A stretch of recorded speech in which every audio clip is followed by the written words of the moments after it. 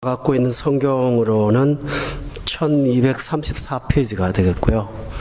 여러분 함께 찾아서 우리 교독을 하겠습니다. 느부갓네살 왕이 금으로 신상을 만들었으니 높이는 60규빗이요 너비는 6규빗이라. 그것을 바벨론 지방의 두라 평지에 세웠더라.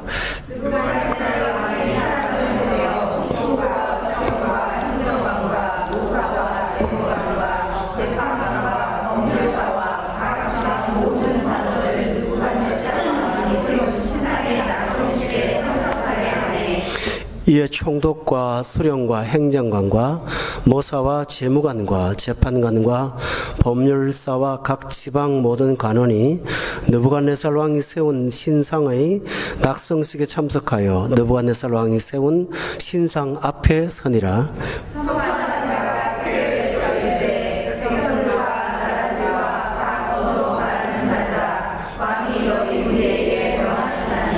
너희는 나팔과 피리와 수금과 사면금과 양금과 생황과 및 모든 악기 소리를 들을 때에 엎드려 느부갓네살 왕이 세운 금신상에게 절하라. 누구든지 엎드려 절하지 아니하는 자는 즉시 맹렬히 하는 중국에 던져 넣으리라. 모든 백성과 나라들과 각 언어를 말하는 자들이 나팔과 피리와 수금과 사면금과 양금과 및 모든 악기 소리를 듣자 곧 느부갓네살 왕이 세운 금신상에게 엎드려 절하니라.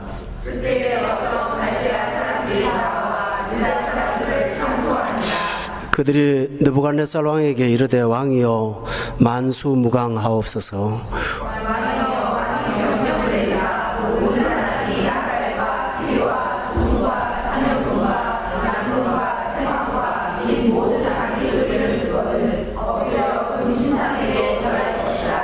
누구든지 엎드려 절하지 아니하는 자는 명렬히 타는 풀무불 가운데 던져 넣음을 당하리라 하지 아니하셨나이까?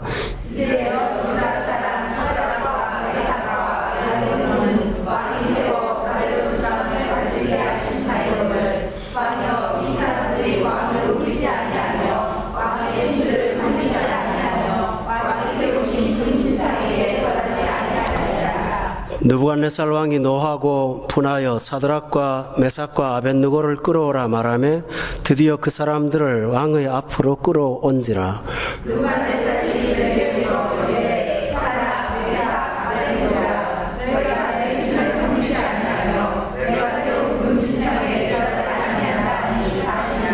이제라도 너희가 준비하였다가 나팔과 피리와 수금과 사면금과 양금과 생황과 및 모든 악기 소리를 들을 때 내가 만든 신상 앞에 엎드려 절하면 좋거니와 너희가 만일 절하지 아니하면 즉시 너희를 맹렬히 타는 풀무불 가운데 던져 넣을 것이니 능히 너희를 내 손에서 건져낼 신이 누구이겠냐 하니.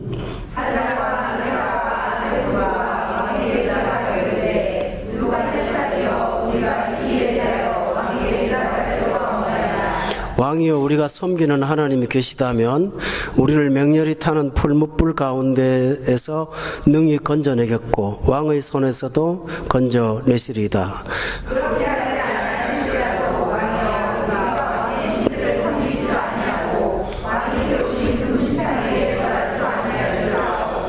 느부갓네살이 분이 가득하여 사드락과 메삭과 아벳느고를 향하여 얼굴빛을 바꾸고 명령하여 이르되 그 풀무불을 뜨겁게 하기를 평소보다 7배나 뜨겁게 하라 하고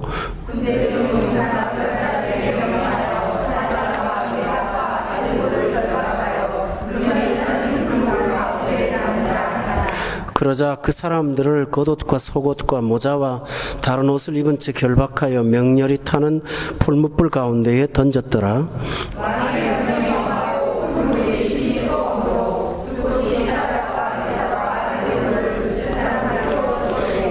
이 세 사람 사드락과 메삭과 아벳느고는 결박된 채 명렬히 타는 풀무불 가운데에 떨어졌더라.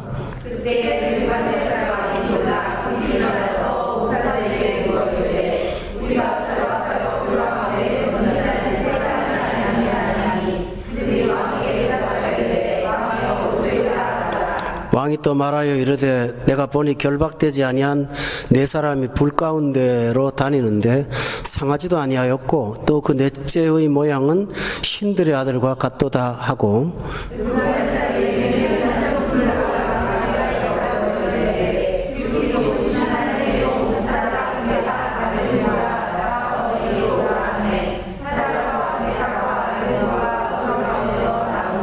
총독과 치사와 행정관과 왕의 모사들이 모여 이 사람들을 본즉 불이 능히 그들의 몸을 해하지 못하였고 머리털도 그을리지 아니하였고 겉옷빛도 변하지 아니하였고 불탄 냄새도 없었더라.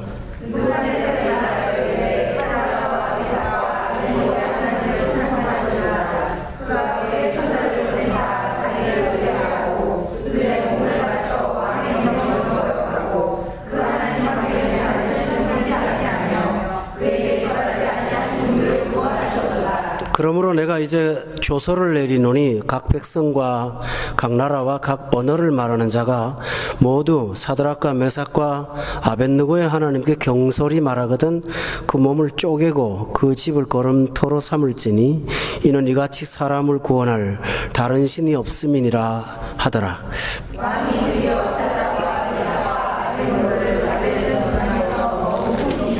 아멘. 아주 긴 말씀을 함께 나누었습니다. 오늘은 다니엘서 3장의 내용을 가지고 하나님 말씀 전하겠습니다. 지난 시간 우리가 하나님 말씀을 들었던 다니엘서 2장의 그 내용을 잠깐 우리 상기하고 돌아가겠습니다.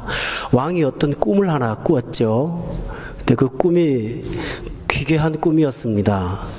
머리는 금으로 돼 있고 내려갈수록 약한 부위로 돼 있는 어떤 그 신상을 하나 꿈꿨습니다. 그런데 그 신상이 하늘에서 뜨인 어떤 돌에 의해서 완전히 다 조각이 났고 가루가 되어서 바람에 불려서 온데간데 다 없어진 그런 불길한 꿈을 꾸었죠.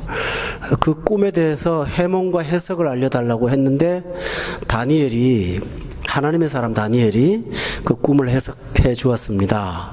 그러자 그 꿈을 들은 그 바벨론 왕 느부갓네살이 다니엘을 그 중앙 정부에 아주 요직에다가 앉혔고요. 그 다음에 사드락과 메삭과 아벳느고라고 하는 다니엘과 함께 볼모로 잡혀온 친구들을 지방의 어떤 그 도지사 정도의 자리에다가 위치를 했습니다. 그러니까 비극으로 시작했다가 좋은 결말로 끝난 거죠. 보통 우리가 소설이나 또 어릴 때 읽었던 동화책을 보면 행복하게 살았더래요 하고 끝나잖아요. 그런 해피엔딩의 희극의 얘기로 끝나는 겁니다. 그런데 오늘 본문에 나오는 3장은 또다시 비극에 빠지게 된다는 사실을 보여줍니다. 이번에는 또 죽게 생겼습니다. 그런데 이것이 바로 인간 세상이라는 것을 여러분이 인정하고 들어가야 됩니다.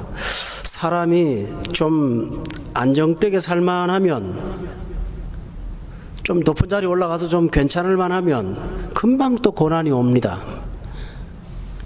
이게 세상의 사이클입니다. 어디 가도 평안이 없습니다. 문제는 그 사람을 높여준 사람도 왕이었고요, 그 사람들을 불구덩이에 집어넣을 사람도 왕입니다. 다시 말하면 이 세상은 내가 끝까지 믿어줄 만한 신뢰의 대상이 없다는 것입니다. 저 사람이 나의 백그라운드라고 생각했는데 그 사람이 나에게 위협을 가하는 사람으로 바뀌는 것입니다. 이것이 세상입니다. 그러므로 인생을 믿고 살면 사람은 이 세상에서 늘 어려움과 고통을 당하는데 답도 없습니다.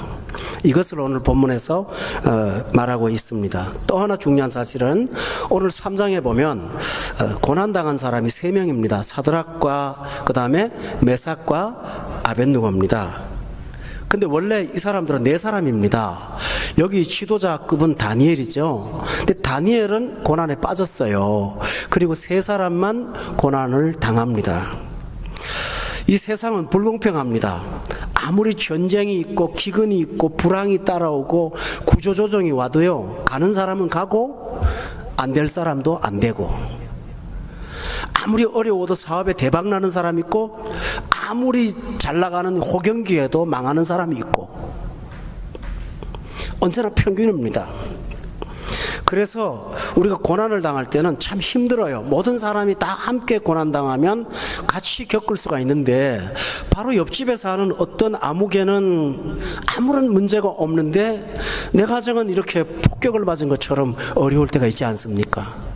그럴 때 우리는 찬송가에 나와 있는 것처럼 왜 나에게만 이런 시련이 오는가? 왜 나에게만 이런 고통이 오는가? 더군다나 여러분 학교 공부하실 때 동료들, 같은 동급생들 중에서 여러분이 앞서갈 수도 있지 않습니까? 그런데 꼴찌했던 그 아이는 아주 잘 떼가고 있고 1등에서 왔다 갔다 했던 나는 늘 어렵고 힘들 때 이 세상이 참 불공평하다라는 생각을 가질 수가 있습니다. 그러면 오늘 본문을 보면 고난에서 완벽하게 면제된 사람이 있는 것 같지 않습니까? 그러나 고난의 종류가 다를 뿐이지 사람은 누구나 고난을 당합니다. 나중에 여러분이 보시면 알겠지만 다니엘이라는 사람은 사자굴 속에 끌려 들어갑니다. 이 사람은 셋이 갔죠. 그 사람은 하나 갑니다. 그러니까 오늘 내가 주변을 보면서 저 사람은 고난이 없는 행복한 사람이야 라고 여러분이 외면만 보지 마십시오. 그들에게는 여러분이 겪지 못하는 색다른 종류의 고난이 또 있게 마련입니다. 이런 까닭에 세상은 공평합니다. 사람은 고난의 신비가 있습니다. 내가 당하는 똑같은 동질의 고난이 아니라 나는 이렇게 당하지만 저 사람은 저렇게 당할 수가 있는 것입니다.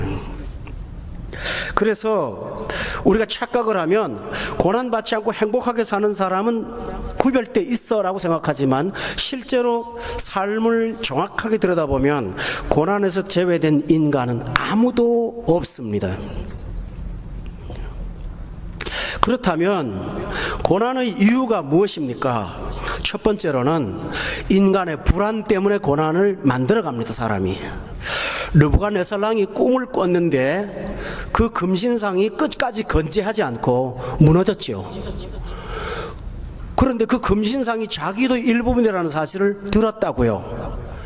그가 그 꿈 이야기를 듣고 난 다음에 마음속에 다가온 것은 뭡니까? 불안한 거예요.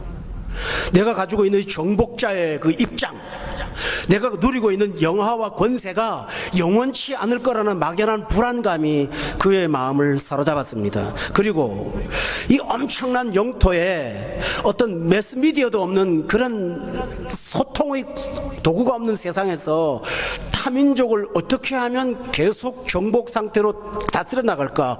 그 사람에게는 난제였던 것입니다. 그러니까 그는 어떤 방법을 썼냐 하면 자기는 초라한 사람입니다.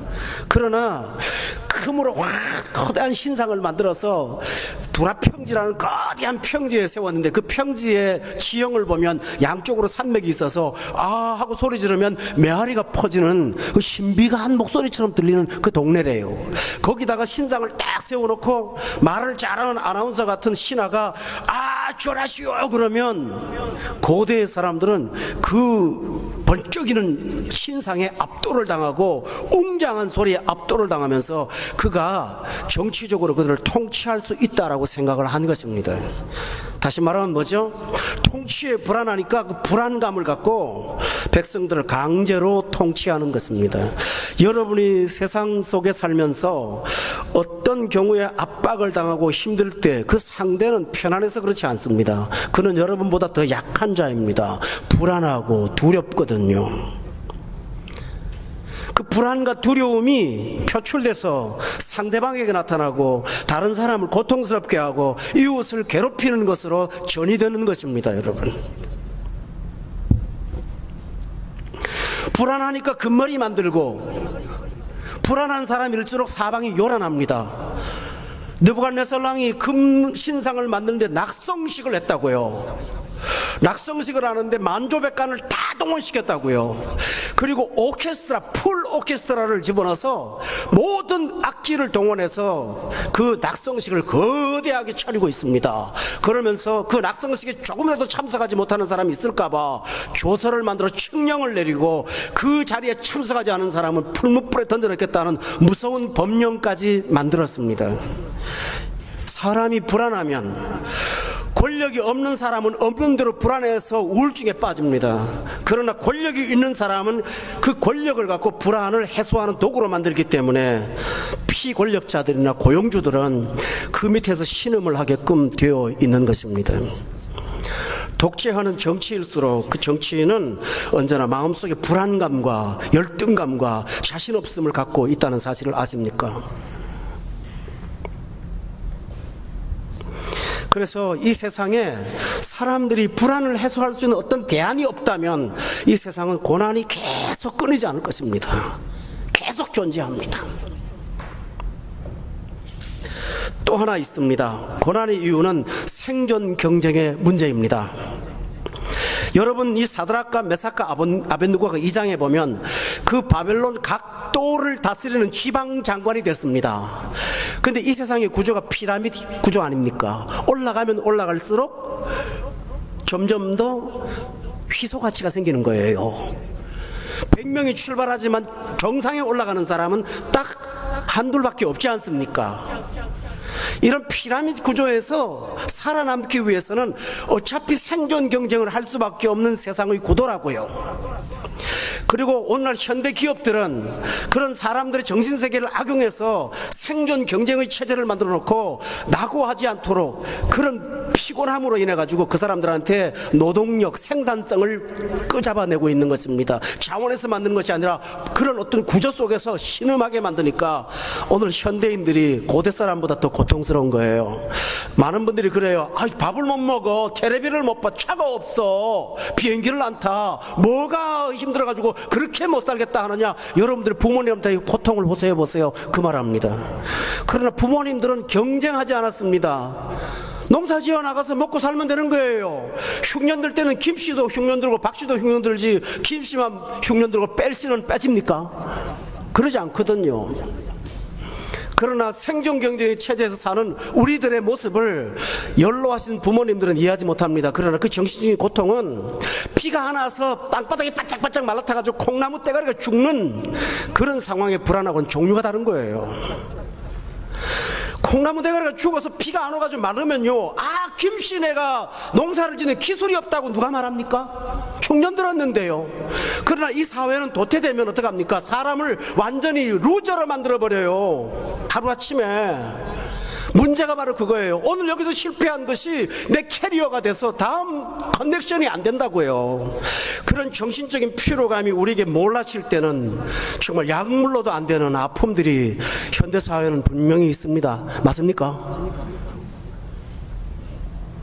여러분들, 아내분들, 남편들 직장 가시고 난 다음에 집에서 기도하세요. 웃고 가지만은 얼마나 힘들고 어려운 상황 속에 살고 있습니까? 저는 사우디에 살았기 때문에 조금 압니다. 경쟁을 시키려고 다국적 사람들을 집어넣어가지고 인도 사람하고 이집트 사람하고 서로 앙숙이거든요. 그 사이에 한국 사람 딱 끼워놓고 서로 이간질하게 만들어가지고 살아남는다는 게 굉장히 어려워요. 오늘 본문에 보세요. 사드락과 메삭과 아벤누고는 유다 사람이거든요. 포로로 잡혀온 사람들인데 지방 장관이 됐다고요. 누구 자리 뺏은 겁니까? 바벨론 사람들 자리 뺏은 거예요. 갈대아 사람 자리 뺏은 거예요. 그러니까 3장 8절에 보시면 누가 고발합니까? 그때에 어떤 갈대아 사람들이 나와서 유다 사람들을 참소했다는 말을 하는 거예요. 이해가 되시죠? 내 자리 뺏은 놈들인데 기회를 노리고 있는 거예요. 약점을 잡으려고 애를 쓰는 거예요. 내 자리 뺏은 사람이거든요. 저 사람 제거해야 내가 거기 가는데 저것들이 뭔데 와가지고 내 자리를 차지했느냐, 그런 얘기죠. 사람은 10사람인데 2사람의 자리밖에 없다면 8사람은 당연히 정적이 될 수밖에 없는 것이 이 세상 구조입니다, 여러분. 그리고 리더나 CEO들은 그런 구조들을 이용해서 여러분의 있는 온갖 피를 다 짜내는 것이 이 세상의 특성입니다. 성도 여러분, 제가 이렇게 분석은 하지만 이 세상에서 벗어날 수가 있을까요? 그래서 세상은 구원이 없습니다. 그래서 가슴 아픈 겁니다. 그 눈물을 누가 닦아줍니까? 실컷 울고 싶어도 못해요. 약자가 되는데요. 내 약점과 내 약한 부분을 드러내는 순간 공격을 당하지 싸매주는 사람이 없어요. 예수님처럼 상한 갈대도 싸매주시고 꺼져가는 심주도 끄지 않는, 상한 갈대도 꺾지 않는 그런 건 세상에 존재하지 않아요. 짓밟아버리거든요. 그렇기 때문에 고난이 항상 떠나질 않는 것입니다. A라는 직장에서 B라는 곳으로 바꾸고 저쪽 가서 일로 가도 간다 그래도 어디나 똑같이 세상의 구조는 있지, 경도의 차이일 뿐이지 다를 바 없습니다. 이 세상은. 할렐루야. 그렇습니다. 여러분 공감하시죠? 얼마나 쉽지 않은가. 저는 성도들이 헌금을 하나님 앞에 드릴 때마다 그 헌금 봉투에 올라오는 금액들이 얼마나 고통스러운 물질인지 전 잘 알고 있습니다. 저는 누구보다 잘 아는 사람이에요. 뭐 구체적인 얘기는 안 하겠지만은, 저는 목회만 하면서 주는 월급 또박또박 받아먹고 살아봤던 목회자가 아니거든요. 세상 삶이 얼마나 힘든지를 제가 알아요.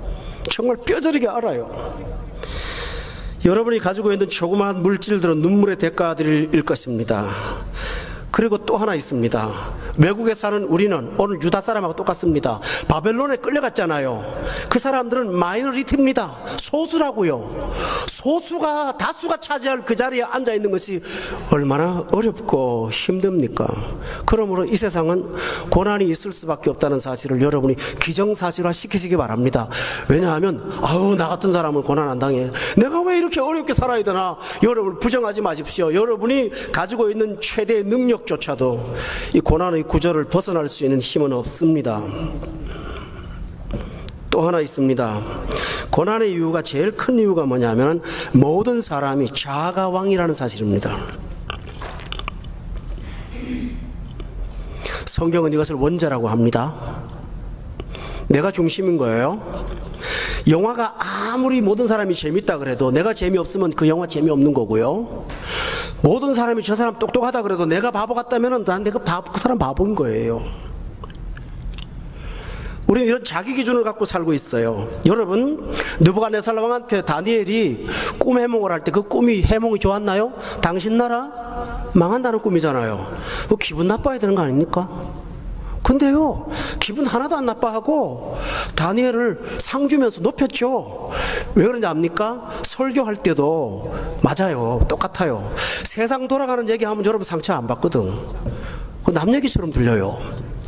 근데 느부갓네살이 이 사드락과 메삭과 아벳느고한테 왜 고난을 주게 된지 압니까? 고발하는 이 사람들이 아주 못된 말을 한 거예요. 12절을 보세요. 12절에 보면 이 갈대아 사람들의 고발 내용입니다. 이제 몇 유다 사람 사드락과 메삭과 아벳느고는 왕이 세워 바벨론 지방을 다스리게 하신 자들이면서도 왕이여, 이 사람들이 고단 말이 뭔지 압니까? 왕을 높이지를 않아요 그럽니다. 거기에 뿔이 난 거예요. 뭐 나를 안 높여 이것들이? 내가 그렇게 높은 자리까지 좋은데 나를 함부로 대? 왕이요, 다니엘이 왕이요 금지상을 받지 않습니까? 첫째 나라 이렇게 망하고 둘째 나라 망하고, 맞아, 당신 참 똑바라, 정말 말 잘해. 근데 당신이 문제거든요. 그러면 연락거든요. 왕을 안 높인다니까 뿔이 난 거예요. 사람이 이렇습니다. 이 성경의 잘못된 부분을 갖고 어떤 상대를 갖고 포부되면 여러분은 속이 후련한 카타르시스를 경험합니다.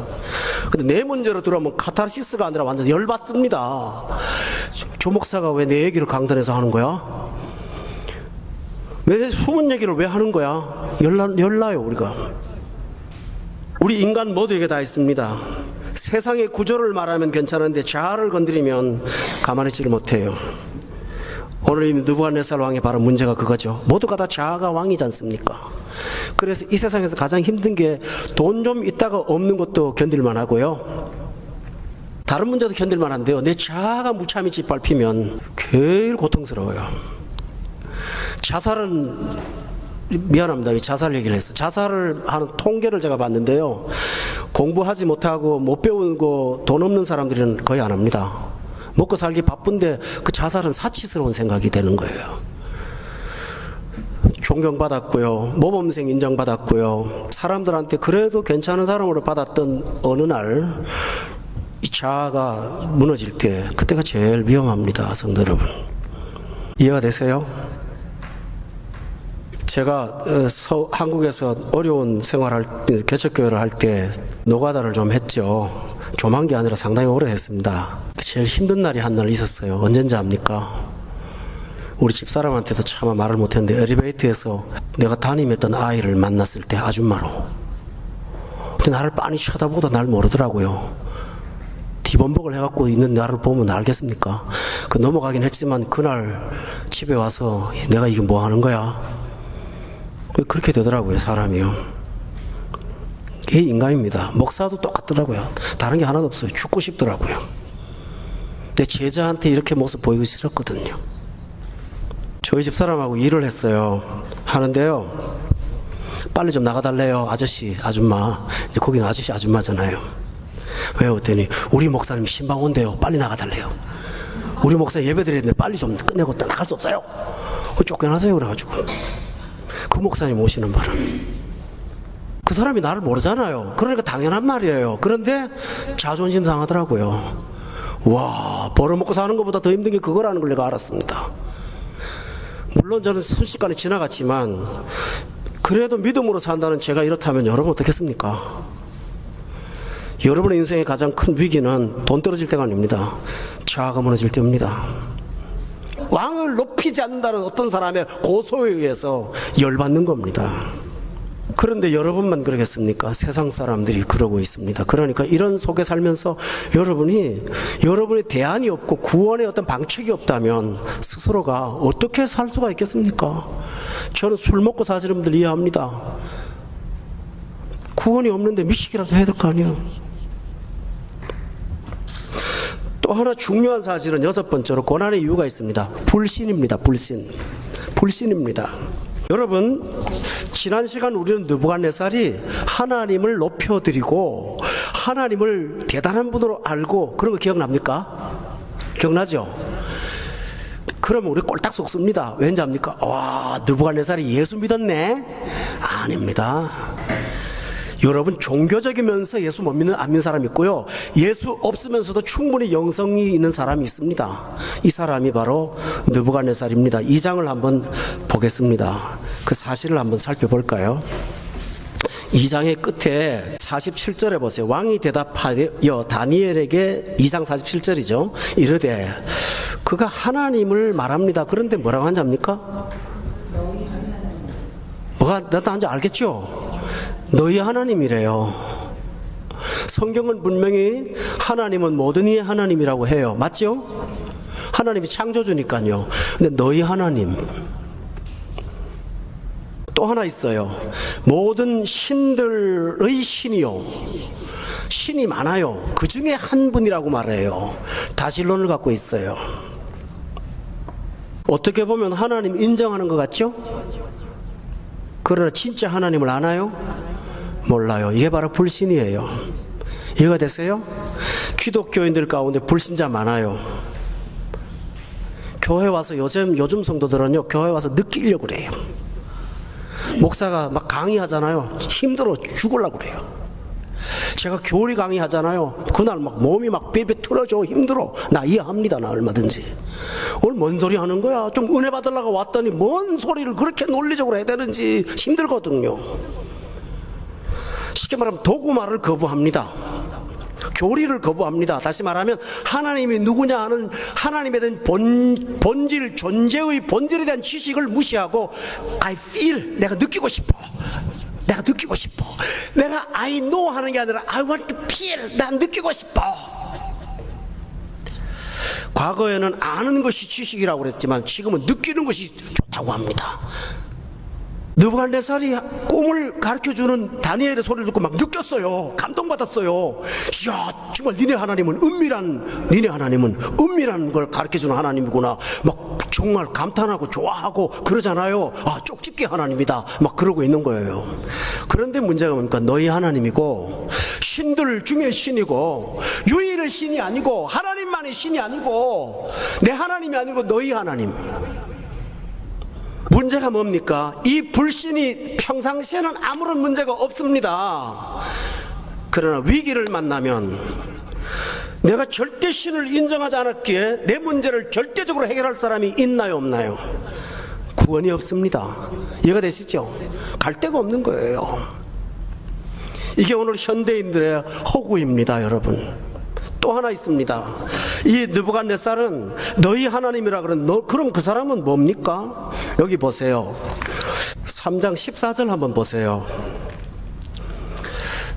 느부갓네살이 그들에게 물어 이르되 사드락 메삭 아벳느고야 너희가 그 다음에 뭐라는 자입니까? 아까 너희 신이 있다고 그랬잖아요. 이 사람은 내 신이 있는 거예요. 근데 내 신이 뭘 갖고 내 신이라고 합니까? 여기 보세요. 내 신을 섬기지 아니한다. 그 내 신이 뭐냐? 내가 메이킹한 거, 내가 만든 금신상이 내 신이라는 거예요. 느부갓네살의 신관이 뭐죠? 자기를 초월하는 하나님이 아니라 내가 만든 우상이 내 신이에요. 여러분 와닿으세요? 사람은 각자가 어떤 숭배하는 대상이 있는데 그가 만든 이미지일 수 있고 그가 추종하는 욕망일 수 있고 그가 상상하는 이상향일 수가 있습니다. 그러나 문제는 하나님이 아니고 내가 만든 거예요. 내 신, 내가 세운 신이라는 거예요. 문제는 평안한 날은 좋아요. 그러나 위기의 날 여러분이 제조한 신을 여러분이 구원자로 믿을 수 있습니까? 쉬운 예로 여러분은 돈을 신이라고 했다고 합시다. 돈이 여러분을 구원한다고 믿습니까? 아니요. 돈 사랑하는 사람일수록 아니라고 그래요. 자식을 키우면서 온 정성을 다하지만 여러분의 목에 한 자락 깔린 게 뭡니까? 날개 달면 갈 거야. 맞아요, 틀려요? 여러분 믿습니까? 그런데 왜 집착하십니까? 사람이 그래요. 모순이라니까요. 내가 신을 만들어 놓고 내 신을 안 믿어요. 이게 느부갓네살의 신관입니다. 그는 종교적인 사람입니다. 영성에 대한 어떤 이해력이 조금 있습니다. 초월한 세계를 인정합니다. 그럼에도 불구하고 그는 자기 신이 나를 구원한다는 사실은 절대로 안 믿습니다. 왜냐하면 내가 만들었는데요. 어떤 예와 동화책에 보니까 재밌는 얘기가 있어요. 꾸며낸 얘기인데요. 아브라함이 그 아버지 데라가 우상을 만들어서 파는 사장님이었잖아요. 아브라함이 어느 날 은혜를 받았는데 자기 집을 보니까 전부 다 우상을 섬기기 위해 만들고 있거든요. 근데 아버지가 어느 날, 다 이제 꾸며낸 얘기예요. 아버지가 어느 날 밖에 나가면서 아브라함아 이거 비싼 거니까 잘 관리해라. 근데 아브라함이 평소에 계획을 했던 게 있어서 주여 아버님만 없으면 계획을 하겠나이다. 그리고 이제 창고에 들어가서 망치로 다 때려서 부셨어요. 팔다리 다 잘라버리고. 문을 딱 닫아놨는데 아버지가 이제 오는 거예요. 와가지고 문을 딱 열더니 아브라함아 이거 어떻게 된 거야? 이 신이 나 어떻게 이렇게 망가졌어? 그랬더니 아브라함이 천연덕스럽게 하는 말이 아버님 가신 다음에 신들이 불안해갖고 자기들 싸웠어요. 자기들끼리 싸워가지고 팔다리 다 잘라먹었네요. 그러니까 아브라함의 아버지가 야 임마 저 돌덩어리가 무슨 싸운다고 거짓말하지 마. 네가 부쉈지? 아니 아버지가 믿는 신이 왜 안 움직이겠어요? 무슨 말을 그렇게 해요? 데라가 하는 말이 너 거짓말하지 마라. 그것도 돌덩어리야. 그 이야기가 시사하는 바가 크죠. 내가 만들었어요. 그러나 내가 못 믿어요. 또 하나 있습니다. 느부갓네살은 신이라는 존재를 인정은 합니다. 그러나 그 신이 내 난관을 해결할 수 있는 구원자라는 사실은 부정합니다. 오늘 본문을 보십시오. 3장 15절에 보면 이제라도 너희가 준비하였다가 나팔과 피리와 수금과 사면금과 양금과 생황과 모든 악기 소리를 들을 때 내가 만든 신상 앞에 엎드려 절하면 좋거니와 너희가 만일 절하지 아니하면 즉시 너희를 맹렬히 타는 풀무불 가운데 던져 넣는데 그 다음에 능히 너희를 내 손에서 건져낼 신이 누구겠느냐. 이 말이 뭡니까? 나보다 힘 있는 존재 나오라 그래. 없어. 건져낼 신이 누구 있냐? 구원을 할 신은 없다는 얘기입니다. 칼 막스가 종교에 대해서 이렇게 말했습니다. 하나의 어떤 이상향을 그려놓고 현실을 타개하는 하나의 어떤 이미지화된 것이 종교라고 말을 했습니다. 느부갓네살은 신의 존재는 인정하지만 대부분의 사람들이 그렇죠. 신은 있을 거야. 근데 그게 신앙 아닙니다.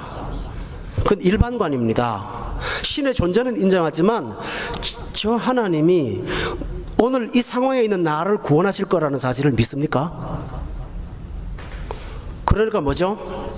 어떤 분들은, 여러분은 그런 분이 여기 없으니까 내가 말합니다. 있으면 양해하세요. 예배 시간에 하나님은 여러분의 삶을 구원하십니다. 저는 소리를 지르는데요. 이분은 핸드폰을 들고 그래요 김 사장님 그거 오후에 수업에 쓸게요. 조금만 기다리세요. 예배 끝나는 목사님이 기도할 때 좀 나갈게요. 뭐 이럽니다. 자, 그분의 머릿속에 구원이 어디 있습니까? 지금 여기 있나요? 아니요, 바깥에 있어요. 그죠? 그 박사장한테 있는 거예요.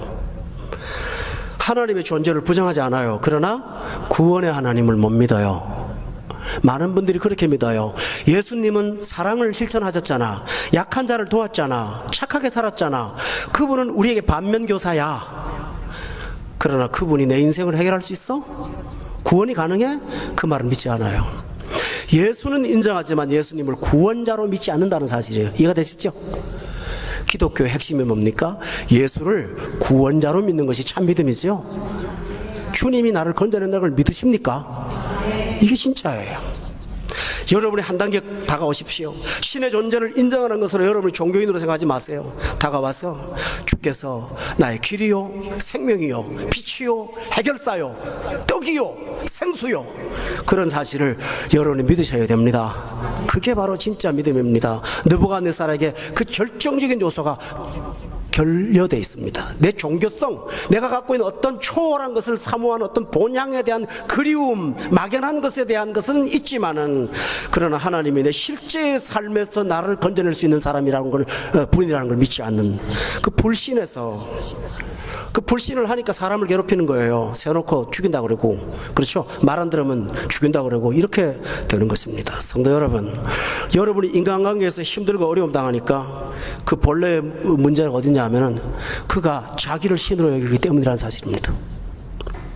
그러므로 이 세상에서 이러한 문제를 안고 있다면 여러분 다시 한번 기억하십시오. 세상에는 구원이 없습니다. 할렐루야. 없습니다. 세상에는 구원이 존재하지 않습니다. 그러면 세상 살지 말란 말인가? 아니요. 세상은 소명의 장입니다. 구원은 다른 데서 있습니다. 저는 가르쳐 드리겠습니다. 따라합시다. 쉽게. 구원은 예수밖에 없습니다. 그걸 고백하는 사람이 신자들입니다. 왜 구원이 예수밖에 없는지를 가르쳐 드릴게요. 오늘 이 외로움, 고통 속에서 고난을 당했지만 고난을 빠지지 않은 승리자들이 있습니다. 그분들을 소개하겠습니다. 첫째로는 이들이 누군가, 사람 이름으로는 사드락과 메삭과 아벳느고입니다. 그런데 이들은 소수죠. 소수인데 이들에게 어떤 특징이 있는지를 보십시오. 17절에 보세요. 다 같이 한번 그 성경 읽을까요? 17절 시작. 아니요, 우리가 섬기는 하나님이 계시다면 우리를 맹렬히 타는 풀무불 가운데서 이미 건져주시겠고 왕의 손에서도 건져내시리라. 그들의 고백이 뭡니까? 하나님은 건져내시는 구원의 하나님이라는 사실을 믿었죠? 아까 느부갓네살은 뭐라 그랬어요? 그런 자 없다 그랬죠? 근데 이들은 하나님이 구원자라는 사실을 믿었어요. 그뿐만 아니라 풀무불이라는 환경에서도 건져낼 것이고 사람의 포악에서도 나를 건져낼 거라는 걸 믿었어요. 환경에서도 구원자고 인간관계에서도 구원자라는 사실을 믿습니다. 신기한 사실은 우리가 할 일은 믿는 것인데요, 믿기만 해도 하나님은 활동하십니다. 그것이 그를 고난으로부터 이겨낼 수 있었습니다. 성도 여러분, 힘들 때마다 지식으로도 안 통하고 논리도 이성으로도 맞지 않을 수 있겠죠. 그러나 예를 들어 50층 앞 그 고층 호텔에 여러분이 투숙했다가 불이 났다고 합시다. 예를 들어 내부에서 구원자가 없습니다. 있을 수가 없잖아요. 그때 여러분은 기다릴 게 어떻습니까? 안에 있는 기가 막힌 시설들입니까? 아니요. 바깥에서 헬리콥터가 떠서 줄을 내려주는 걸 기다리겠죠? 똑같은 거예요. 이 세상에 구원이 없다면 이 세상을 초월하시는 능력자인 하나님이 구원자라는 사실을 우리가 믿을 수밖에 없어요. 그리고 그분은 건져내시는 분이다. 이해가 되세요? 이해가 안 되는 이 초월적인 세계에 하나님의 도움이 여러분의 가정에도 역사하기를 저는 간절히 기도하고 있습니다. 사람 힘으로 안 되는데 어떻게 해요? 저 초등학교 다닐 때 시골로 전학을 갔거든요. 전학 가서 축구를 했어요. 근데 그때는 어린 시절인데 하도 동네가 가난하니까 축구공이 뭐냐 하면요, 돼지 오줌통을 갖고 축구공을 했어요. 여러분 모르시죠? 돼지를 잡으면요, 그 오줌통이 나오는데 거기다 바람을 넣어갖고 고무줄을 묶으면 이렇게 굴러갑니다. 근데요, 우리 팀하고 저쪽 동네 팀하고 하는데 5대0으로 걔들이 이기는 거야. 우리는 한 골도 못 넣고. 그래서 가만히 봤더니 왜 골을 넣나 했더니요, 골대 앞에 누가 딱 서가지고요, 공만 오면 돌로 탁 쳐넣는 거야. 요즘 말로 하면 뭐죠? 옵사이드잖아요. 이해가 되시죠? 제가 서울 사람 아닙니까? 이거 옵사이드야, 이거 불법이야. 그랬더니 그 동네에서 전부 다 지는 놈까지 나한테 합해갖고 저 서울 놈이 아주 잘난 체 한다고. 그런 법이 세상 천지 어디냐고. 골만 넣으면 되지. 옵사이드 외치다가 내가 뭐가 됐습니까? 왕따를 당했다고요. 그때부터 서울내기, 담아내기, 코끼리 뭐 그래가면서 온갖 욕을 다 먹고 다녔다고요. 옵사이드 말했다고. 와, 속 터져요. 그럴 때는 그 동네 사람하고 해결됩니까? 나중에 체육 선생님이 와서 이거 얘 말이 맞다, 그렇게 가르쳐 줬습니다. 그럼 그때부터 저 존경할까요? 그래도 이 동네 법은 그게 아니라는데 어떡할 거예요? 이 세상에서 여러분의 진심이 통합니까? 아니에요. 바깥에 온 체육 선생님이 필요해요. 그분이 내게 공의와 정평과 그 다음에 의롭다함과 바르게함을 가르쳐 주실 줄로 믿습니다. 그걸 우리가 하나님이라고 믿어요. 아멘? 그 하나님이에요. 이 신앙을 고백할 때 구원자가 여러분에게 찾아오실 뿐만 아니라 내 속에, 내 안에도 구원자가 있다는 사실을 여러분 분명히 확인할 수가 있을 것입니다. 또 하나는 참 중요한 얘기입니다. 18절 말씀에 보면 또 다른 얘기가 나옵니다. 한번 읽어볼까요? 시작.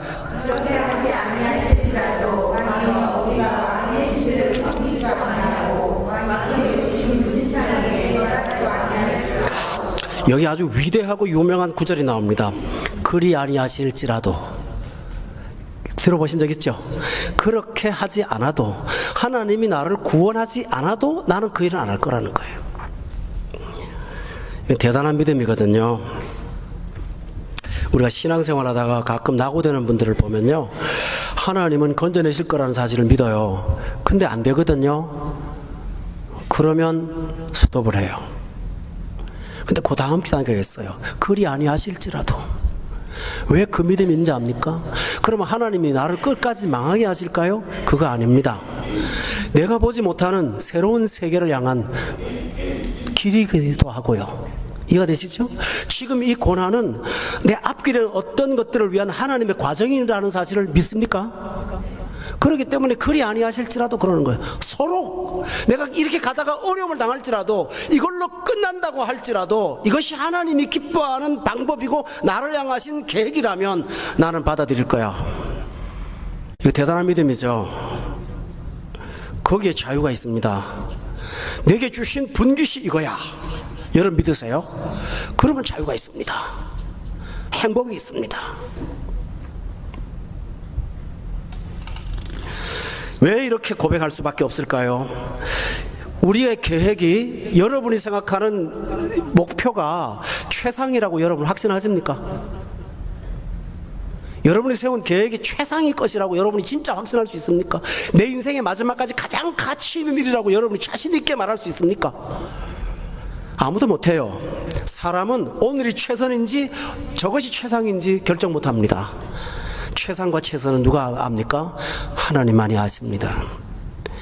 그러므로 조금 한 걸음 더 나가서 믿음이 있다면 나의 길은 주만이 아시나니 그가 나를 단련하신 후에 정금같이 나올 거라는 그 사실 하나만 믿고 있습니다. 그래서 그리 아니하실지라도 하는 믿음을 갖고 나면 그때부터는 어떤 환경의 고난도 나를 건드리지 못합니다. 내 마음을 움직이지 못해요.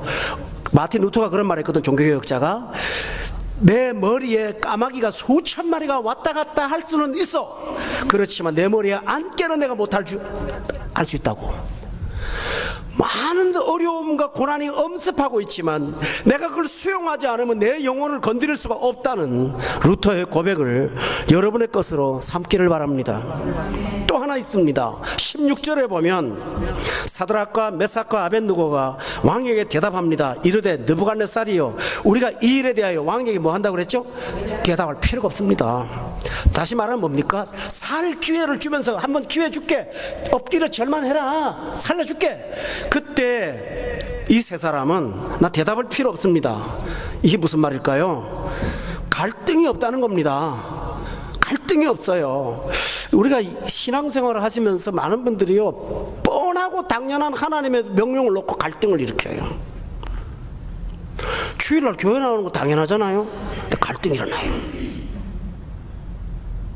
부모 공경하는 거 당연하잖아요. 갈등이 일어나요. 신실하게 사는 거 당연하잖아요. 근데 이렇게 살면 안 될 것 같거든. 갈등이 일어나요.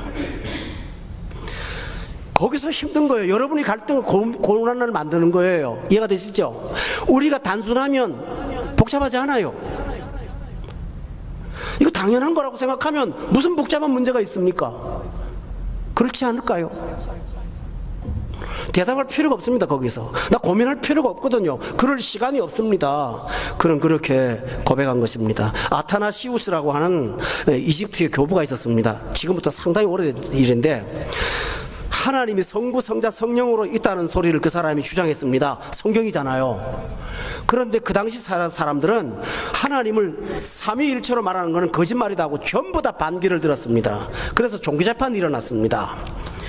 그때 통치하는 황제가 직접 재판을 하면서 아타나시우스를 살리려고 이렇게 말합니다. 아타나시우스 학자요, 온 세상이 당신을 거스리고 있습니다. 당신은 대세를 무시할 수가 없어요. 그랬더니 아타나시우스가 하는 말이, 그렇다면 내가 온 세상을 반대하겠습니다.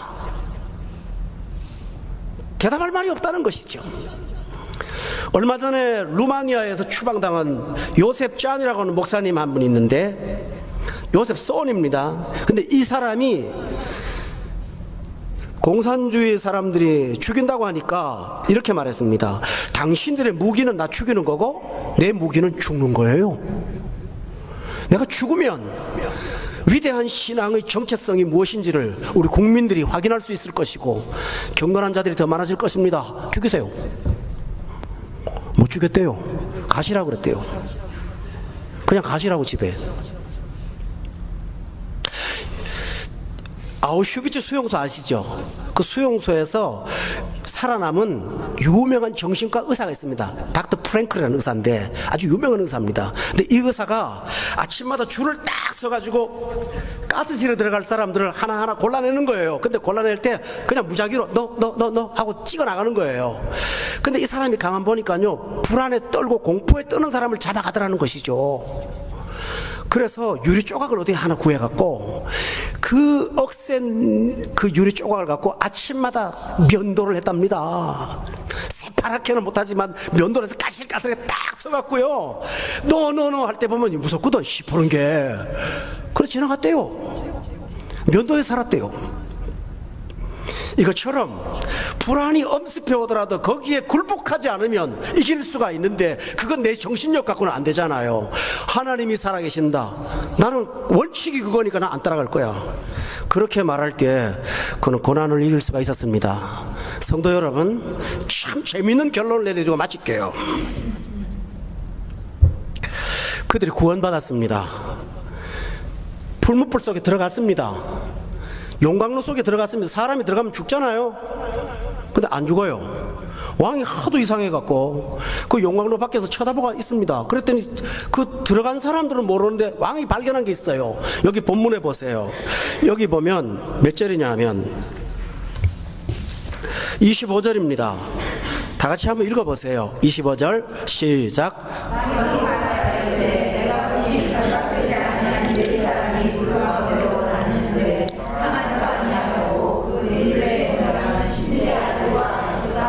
그 사람들은 세 사람이죠. 근데 누가 하나 있죠. 근데 느부갓네살이 보니까 신들의 아들처럼 보이는 뭐가 있다고 지금 본 거예요.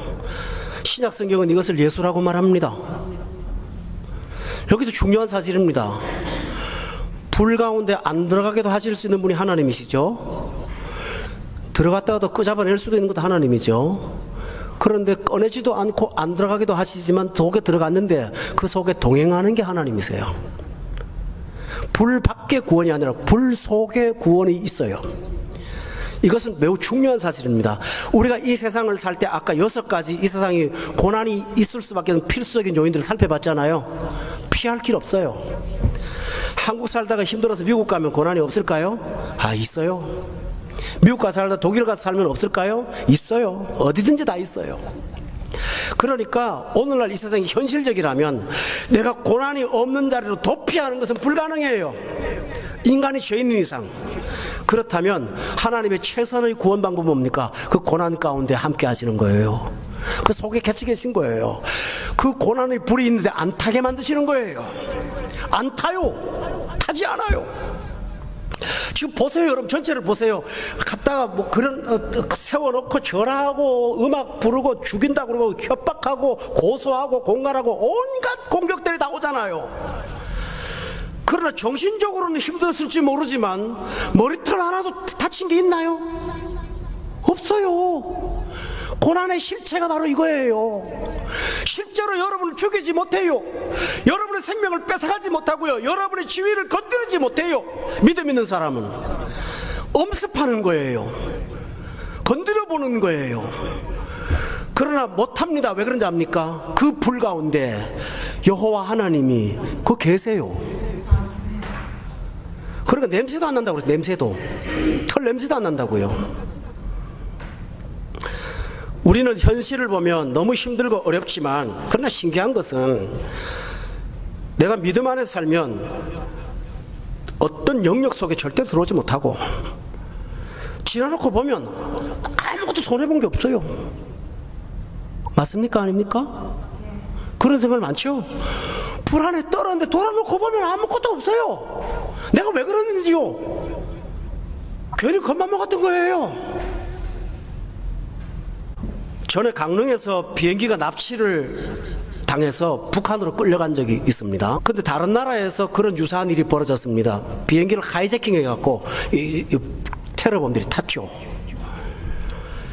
갈 때까지 막 불안에 떨었어요. 이게. 그런데 막판에 어떻게 해서 그 사람들 잡았어요. 그래가지고 원래 예정했던 공항에 안전하게 정시에 도착을 딱 했습니다. 그 비행 시간 동안 얼마나 공포의 도가니였습니까? 그러나 머리털 하나 상한 사람 있습니까? 없죠. 오늘 이 세상의 고난이 가상입니다. 여러분이 담대하면 다 이길 수가 있습니다. 구원자 하나님을 믿는 신뢰의 믿음은 정신적인 어떤 영향이 아니라 실존하시는 하나님이 불 가운데 여러분하고 같이 있습니다. 그 넷째 모양이 신들의 아들과 같아요. 거기 있어요.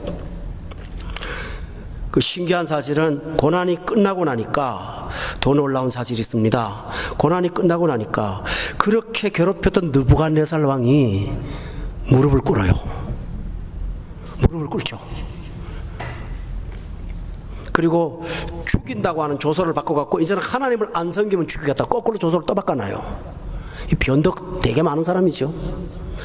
그러나 보세요. 하나님께서 고난에 굴복하지 않은 사람을 위해서 그렇게 괴롭히던 삶을 바꿔놔서 굴복하게 만들잖아요. 이게 하나님 방법입니다. 출애굽기부터 지금까지 똑같은 하나님의 방법이에요. 언제나 하나님을 그렇게 하셨어요. 마지막으로 중요한 얘기를 한다면 오늘 30절에 보면 다 같이 한번 읽어볼까요? 시작.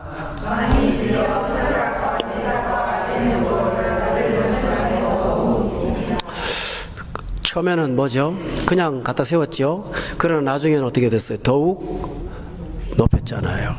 고난이 끝나고 나니까 고난 전에보다도 훨씬 더 좋은 삶의 자리를 하나님께서 만들어 주셨다는 거, 이게 바로 구원이죠.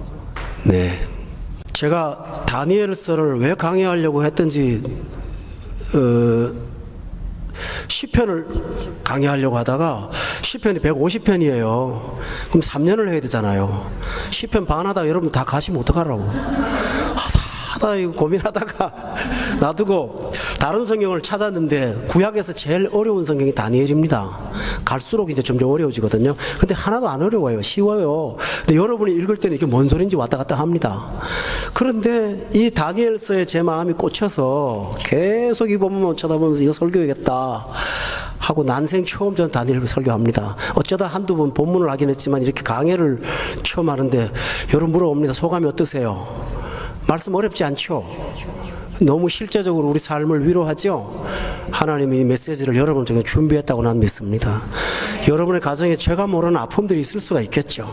하나님이 오늘 여러분에게 이 성경을 통해서 답을 들려주시고 있습니다. 붙잡으세요. 그리고 오늘 이 사드락과 메삭과 아벳느고처럼 여러분의 결말이 합력하여 선을 이룬다는 그 사실을 꼭 잡고 이기고 살아가는 우리가 되시기를 주의 이름으로 축원합니다.